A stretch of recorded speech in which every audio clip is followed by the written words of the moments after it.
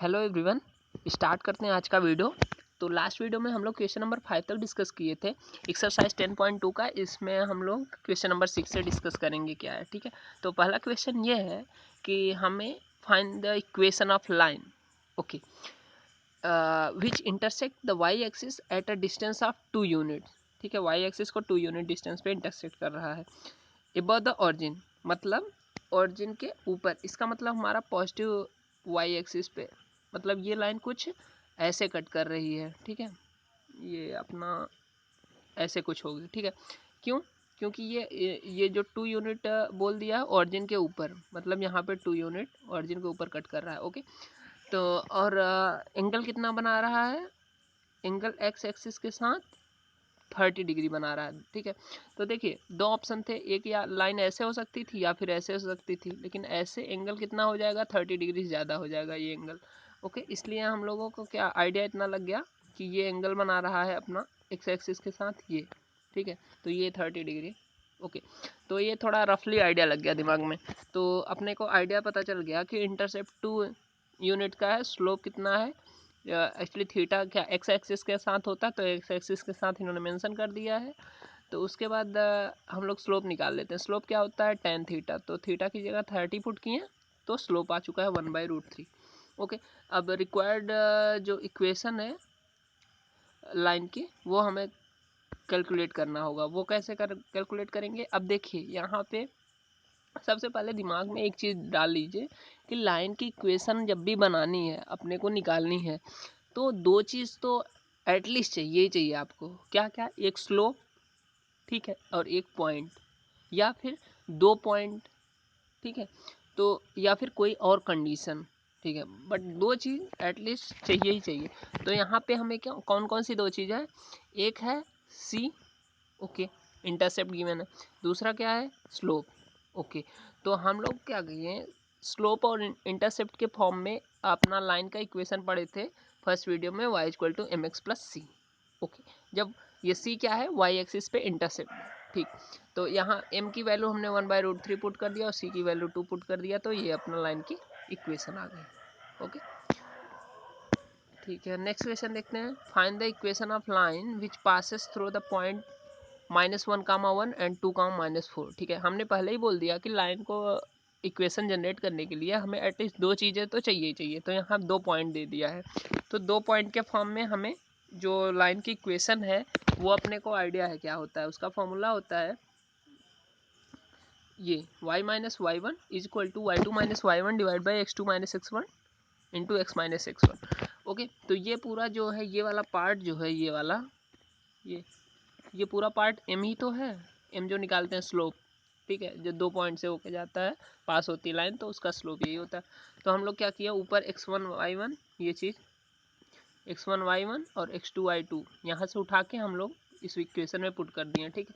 जैसे ही पुट किए तो हमारा क्या आया, y - y1 की जगह 1 था, ठीक, y2 की जगह -4 था, y1 की जगह 1, x2 की जगह 2 और x1 की जगह -1, ठीक है।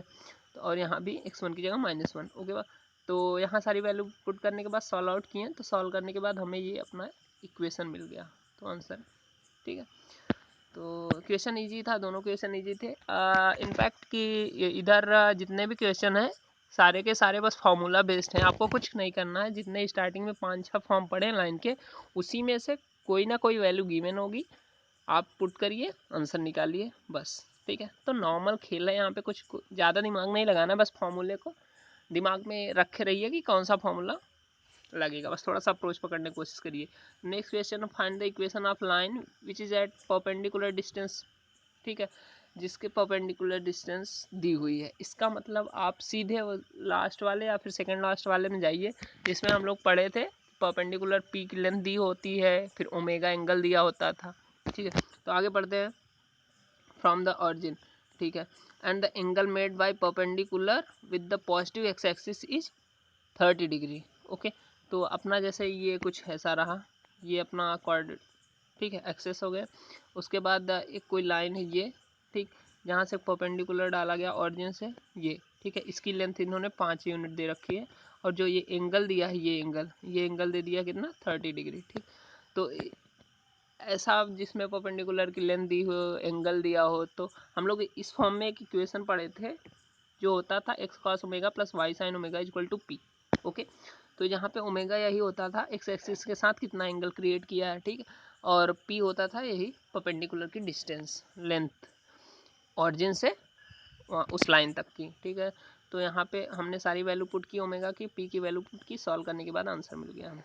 ओके, इतना नॉर्मल क्वेश्चन, कुछ भी नहीं, कुछ भी एक्स्ट्रा कॉन्सेप्ट नहीं था, डायरेक्ट वैल्यू पुटअप करनी, ठीक है।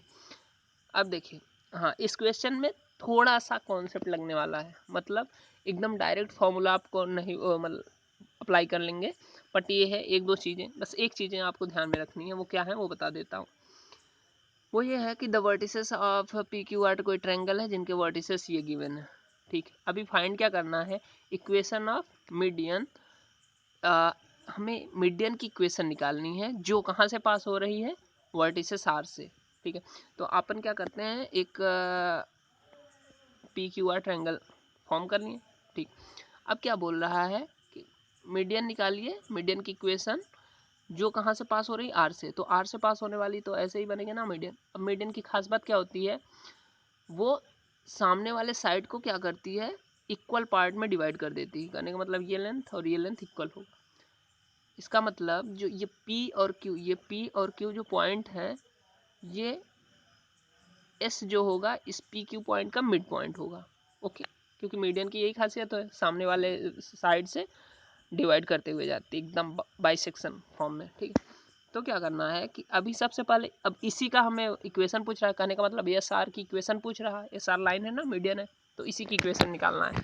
तो हमें देखिए आर का पॉइंट गिवन है, अब इधर स्लोप तो दिया नहीं है एस आर का, तो हम क्या करते हैं, इस पॉइंट का अगर कोऑर्डिनेट मिल जाए तो हम लोग कैलकुलेट कर सकते हैं। तो एस का कोऑर्डिनेट देखिए कैसे निकलेगा, इसका कोऑर्डिनेट एक हिंट है, पी क्यू जो है, पी क्यू का मिड पॉइंट एस है, तो हम लोग बाइसेक्शन वाले फॉर्मूले से अगर मिड पॉइंट निकालना होता था किसी पॉइंट का, तो करते क्या थे, x1 प्लस x2/2 और y के लिए y1 प्लस y2/2, ठीक है। x1 y1 p से आ जाएगा, x2 y2 q से आ जाएगा, वैल्यू उठा के यहाँ पुट कर दिए हम लोग, x1 y1 x2 y2 की, ठीक है। तो जैसे ही x1 y1 यहाँ से उठाएं, सॉरी यहाँ से उठाएं यहाँ से, और x2 y2 यहाँ से उठाएं, इस फॉर्मूले में रख दिए, तो हमें इसका कोऑर्डिनेट मिल गया 0,2, ठीक है। तो अब हमें लाइन की इक्वेशन निकालनी है एस आर की, जो पास हो रहा है 0,2 और 4,5 से, ठीक है। 0,2 और 4,5 से पास हो रहा है, 2 पॉइंट से पास होने की इक्वेशन क्या होती है, y minus y1 is equal to y2 minus y1 divide by x2 minus x1 into x minus x1। सारी वैल्यू यहाँ पुट की है, पुट करने के बाद हमें इक्वेशन मिल गई थी जो हमें चाहिए एक्चुअल में, ठीक है। ये क्वेश्चन भी हो गया। नेक्स्ट क्वेश्चन देखते हैं, नेक्स्ट क्वेश्चन में क्या है, नेक्स्ट क्वेश्चन है कि find the equation of line, ठीक है, जो कहाँ से पास हो रही है, -3,5। ओके, एक पॉइंट मिल चुका है, ठीक है। अब लाइन के लिए देखिए एक पॉइंट मिल गया है, तो अभी दूसरा क्या चाहिए, या स्लोप मिल जाए या एक दूसरा पॉइंट मिल जाए, ठीक है।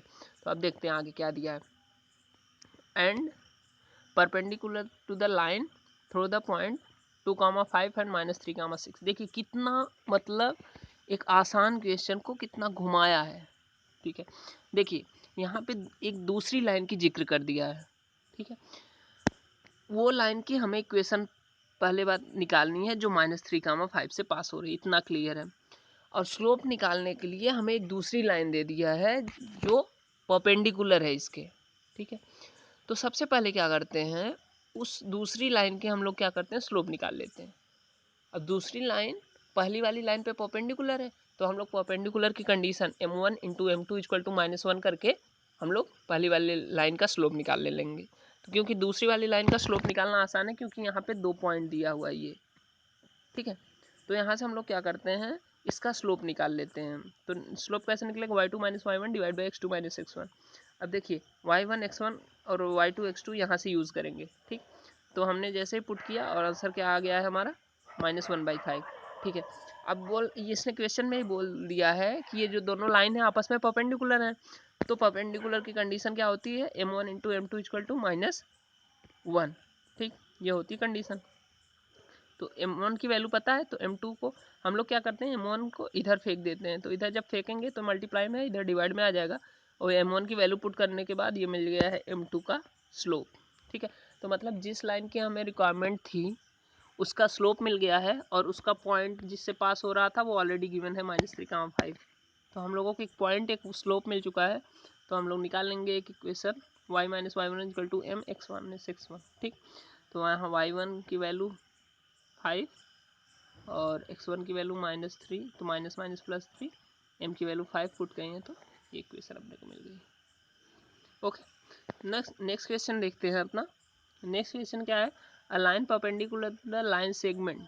ठीक है, एक लाइन है जो एक दूसरी लाइन सेगमेंट पे परपेंडिकुलर है और वो जो लाइन सेगमेंट है उस उनके एंड पॉइंट क्या है 1,0 और 2,3 और जो कि डिवाइड कर रहे हैं it in the ratio of 1,n। ठीक है, देखिए इस पूरे क्वेश्चन को कितना आसानी से एक पहले फिगर के फॉर्म में कन्वर्ट कर लेते हैं। ठीक है, ओके, तो ये जो लाइन है सबसे पहले इसको लाइन सेगमेंट है उसको बना लेते हैं। तो ये रहा अपना लाइन सेगमेंट 1,0 और 2,3 से जो पास हो रहा है।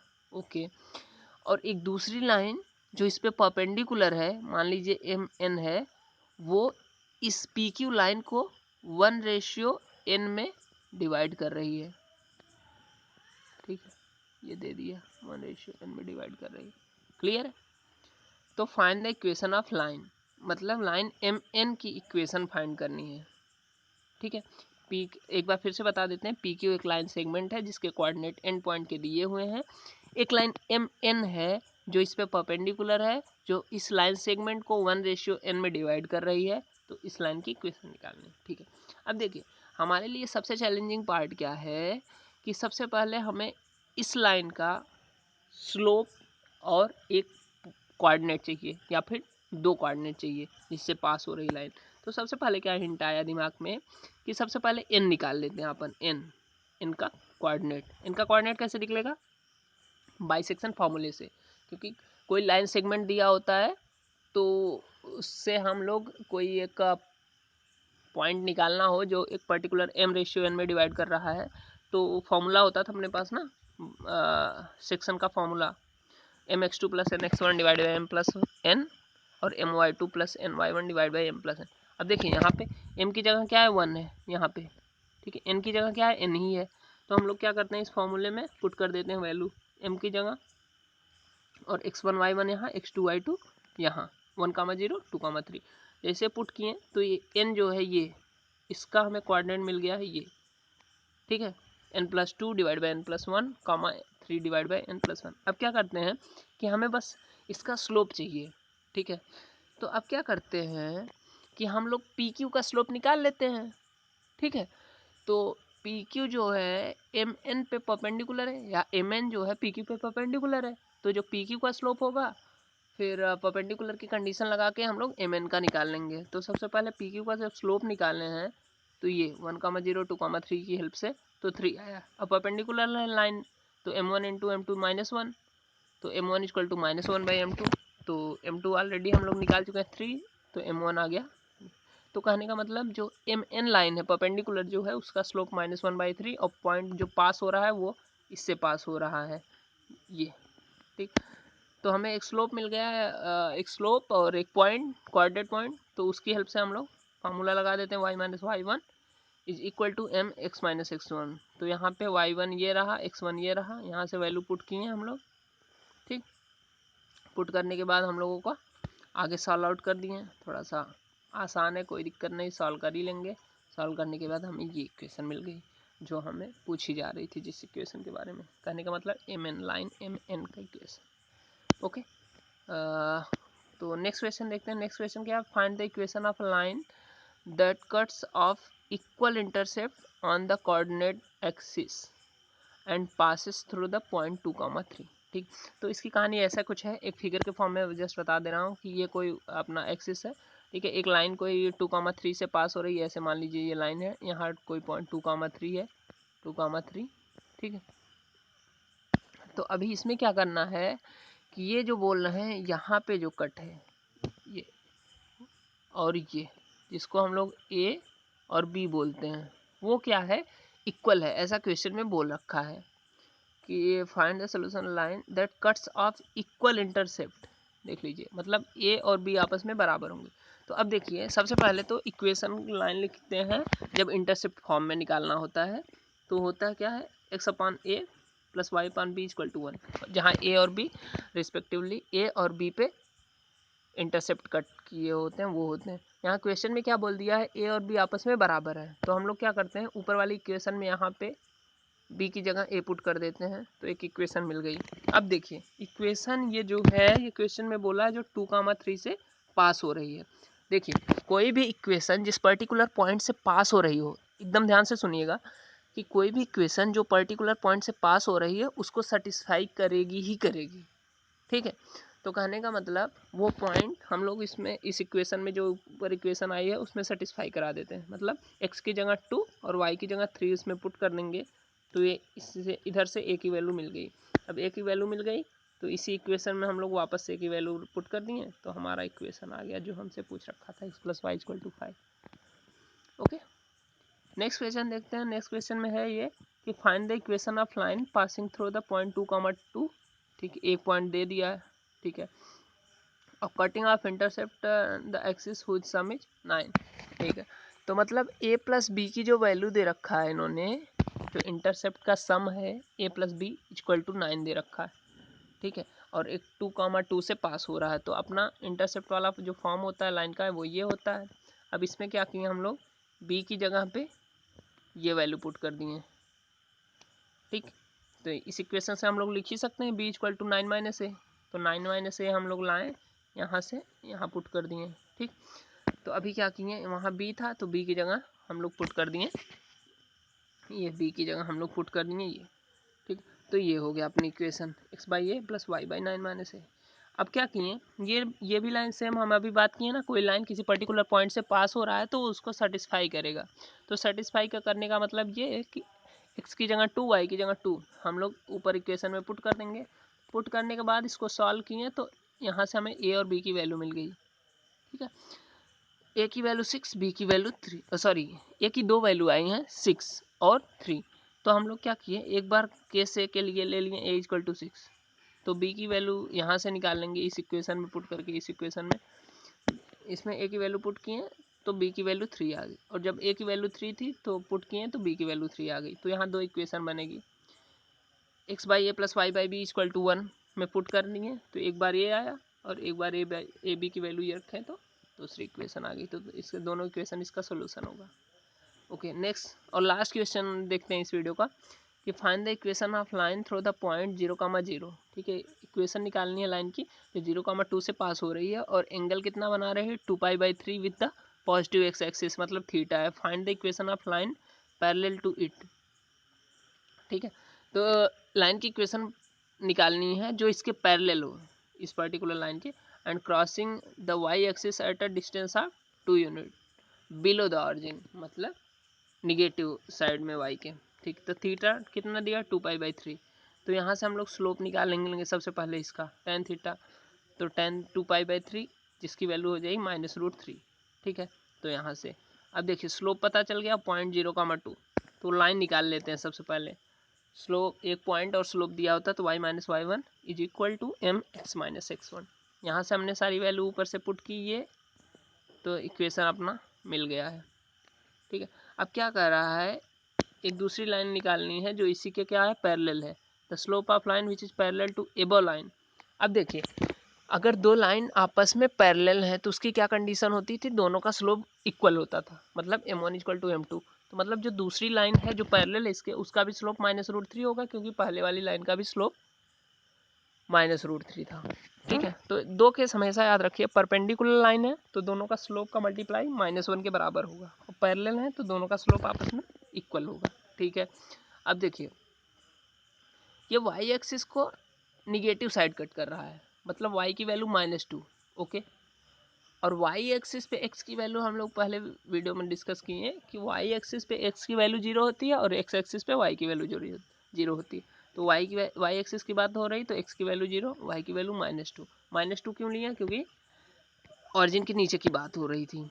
तो फिर वही अपना बेसिक फार्मूला पुट किए, वहाँ पे स्लोप और पॉइंट पुट किए, आंसर आ गया, ठीक है।